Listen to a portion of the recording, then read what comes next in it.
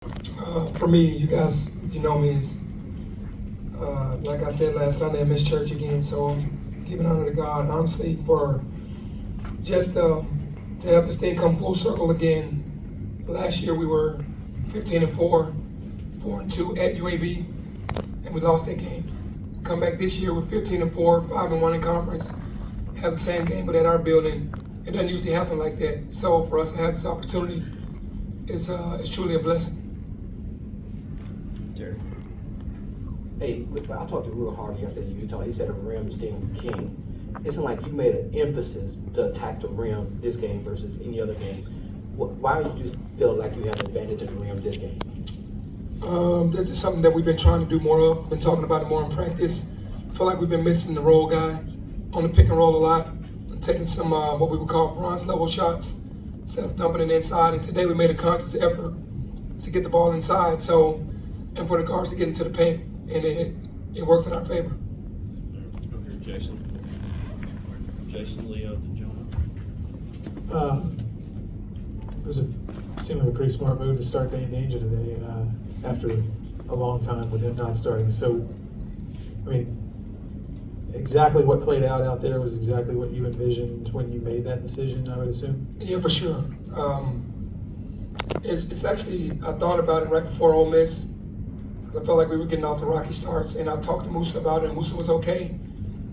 And I just decided not to go with it. And then I was like, okay, I'm going to do it now. You know, this has been happening, been thinking about it for a couple months, or a month at least. And exactly what I thought was going to happen happened. He went out there and dominated. And Musa's going to be Musa starting or coming off the bench.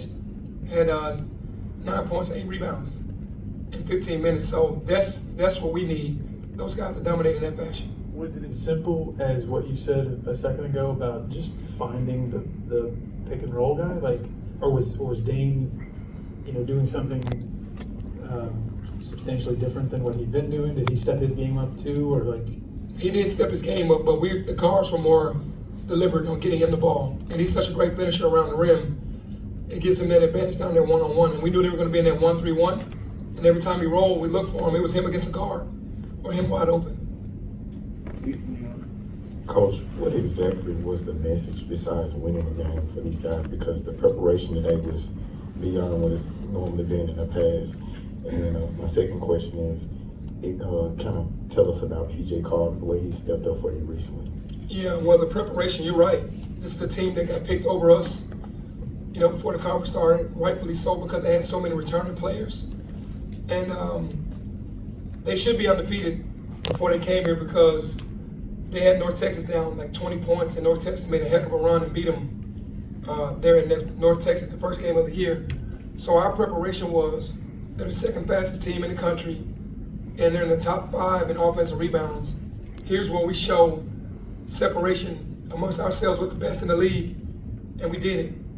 And just super proud of the guys because everything we talked about, everything we walked through, we had a short couple of days of preparation. We didn't have a full week, and they had been out 5 days. So with the short preparation, really, really proud of the guys for coming into the game and executing everything that we worked on. As far as PJ Carter just answering the bell. He's doing what he does. He's a shooter. He's showing driving to the basket now, and he's going to have to be accounted for out on the floor. Are you going to keep Dane Danger in the lineup going forward? Yeah, we did. We made that decision. I made that decision to move forward with, for the rest of the season with that.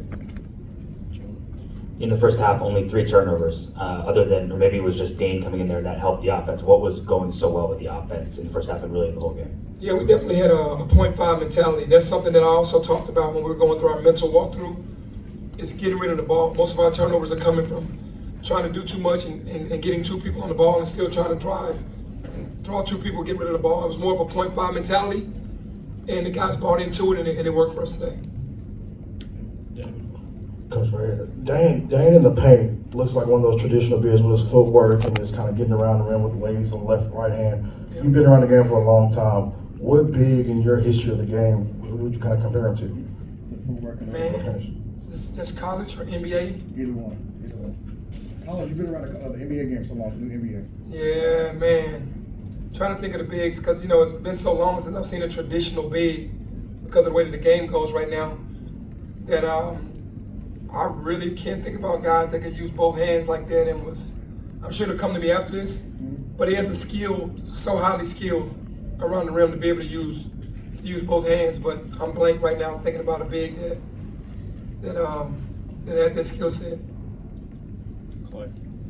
Penny, obviously, Dane going 10 for 12 helps the percentage, but have you ever had a team shoot like that to where you shoot 70% in the second half? And what was it offensively that was allowing y'all to get those type of shots? No, I haven't had a team. We had some great shooting teams, but not overall with the bigs and the guards in the fashion in which it happened. And the reason why we were successful was because we knew exactly what would work against the zone. And we bought into sharing the basketball and not holding it too long. And that's why it all worked for us today. Parth and then Avery. Penny, you talked about the extra motivation of having this team being picked before y'all, even with the transfer class that you assembled and everything you did this offseason, but you only had one scholarship returnee. How do you get that message and that motivation to be digested by the guys who weren't here last year and didn't feel that pain of what happened last season? Yeah, I think it's just a full buy-in from being together overall in all the games and the battles that we've gone through thus far. I think they're starting to understand that we want something bigger, right? So I asked them the question, how do you guys get into the mind frame that myself and Nick have from being here and understanding that we let the rope go last year and that we can't do that this year and that every game is personal when you just got here? And they all just said, hey man, we're together, we're family, we understand. And it helps to have guys that played in the league. PJ Carter, PJ Haggerty, and Kobe Rogers. Extra motivation because they beat Tulsa at Tulsa last year. And they knocked Wichita State out of the conference tournament last year. So they had extra motivation. Coach standing in the back. Avery. Coach in the back. 24 assists tonight. Season high. First time you guys have touched 20 this year. I know you said that was almost a goal that you wanted your team to get to assist-wise. What was working in this game that allowed you guys to share the ball so well? Yeah, it was just what we call triggers. We created triggers and we made the right decisions. Whereas in the past, we created a trigger and we go shoot the basketball. Today we created a trigger and then made one more pass to the open player. We went from a good shot to a great shot all day.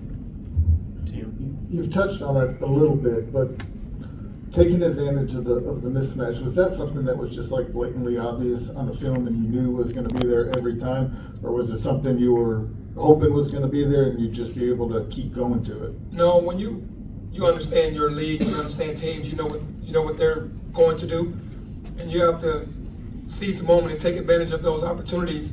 And we knew where the matchups were going to come from that we wanted because they switched 1 through 5, and we took advantage of them.